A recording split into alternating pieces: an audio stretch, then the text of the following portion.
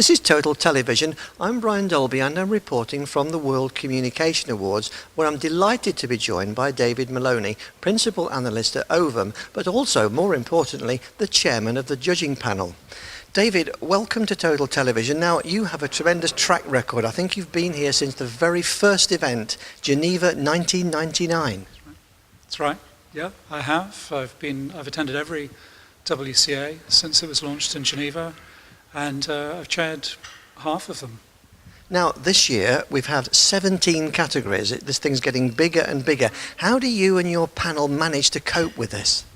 Oh, it's easy. It's all in the judges panel. You know, we had a category, we had a judge, but no, it's all quite as basic as that. I mean, we do have a large judges panel, 16 judges from across the industry, from incumbent telcos, alternative service providers, vendors, consultants, entrepreneurs. So it's a good cross-section of the industry, and they're very expert.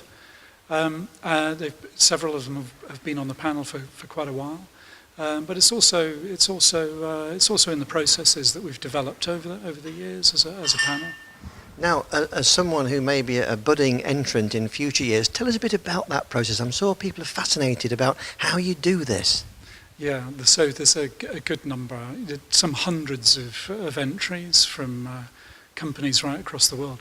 So we've developed an online voting process so that everybody, all the judges can see entries online, and they can vote for them. They can put comments in them, and they can see all the supporting materials online. So that means it's very effective to work with judges, you know, who may be based in the US, they're based in India and Singapore and across Europe. But just really because it's always a difficult process, you know, really coming to final decisions, we spend a lot of time in the voting process. We have a two-tier voting process this year, where we shortlisted people and then we moved the shortlist people into a second round of voting, and then finally we actually meet together face to face, the judges, and we sort out in hotly disputed debates, you know, just why one carrier operator, technology company's entry is really superior to the others. And are there any particular technology trends you've noticed this year? Yeah, some of them are trends that we've seen for a while, you know, around wireless, around mobile internet.